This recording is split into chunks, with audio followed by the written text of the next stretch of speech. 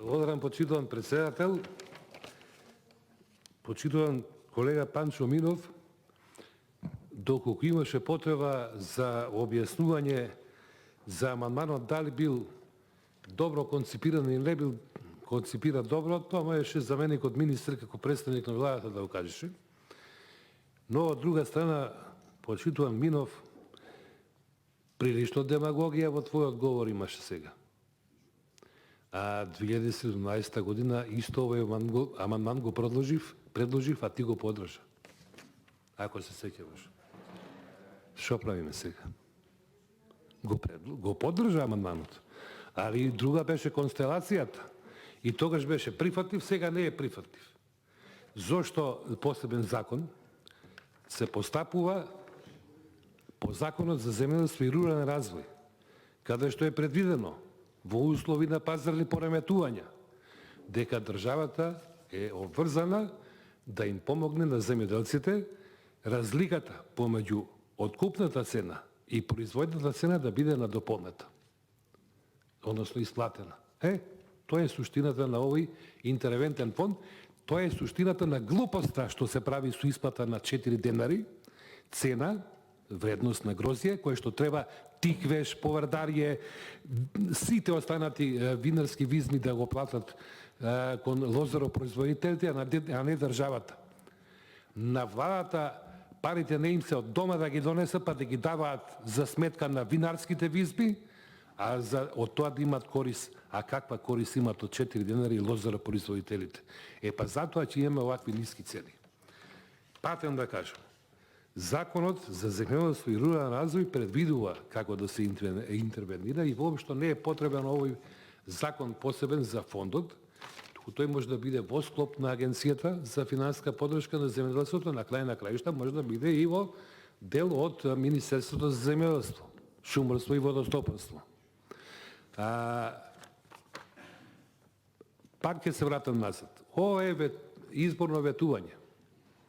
Не сум го кажувал јас, вие сте го кажувале. Не сум го напишал јас, вие сте го напишале.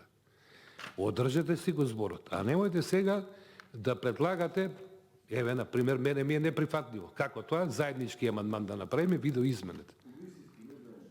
Зошто да го правиме? Го амандманот. Го прифаќате, не го прифаќате. Ова е ваш предлог, пак уште еднаш. Кога лажете, бе, луѓе? 2016 оваа година пред избори или сега лажете? Извинете, морам вака да зборувам. Волам. Значи, или немојте да правите од нас недоветни, па да многу добро ја разбираме материјата.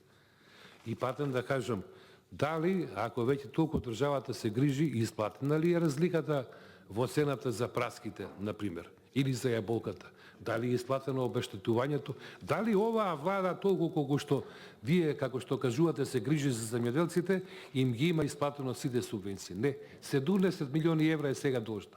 Во моментов над 70 милиони евра има неисплатени субвенции кон земјоделците.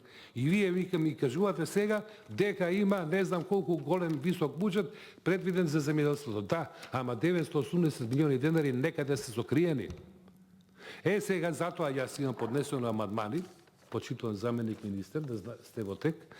Значи, бившата влада, земјоделско-селанска, изготви 10 годишна обемна програма за реконструкција, рехабилитација и проширување на водостопанскиот систем во Република Македонија, каде што се предвидени по 20 милиони евра годишно, односно 200 милиони за тие 10 години, според програмата. Секоја шахта, секој вентил, секој канал е предвиден, за тоа што лично сум бил на терен, сите работи ги познавам.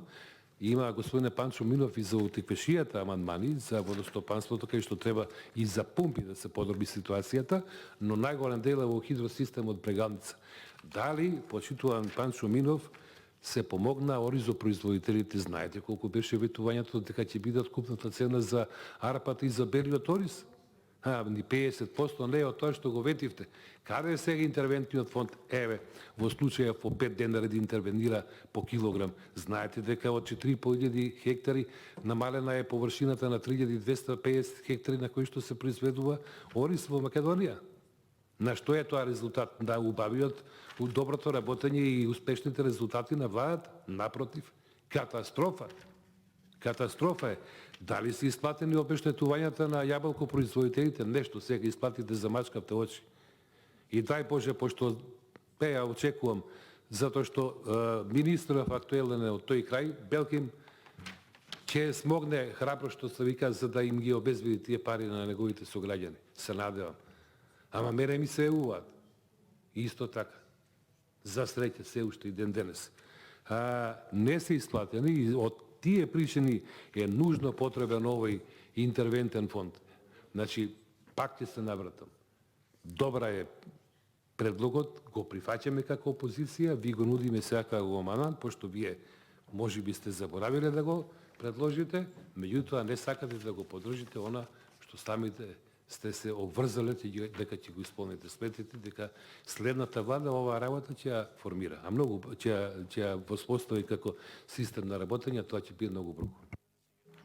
Повторна реплика бара пратеникот Панчо Мина.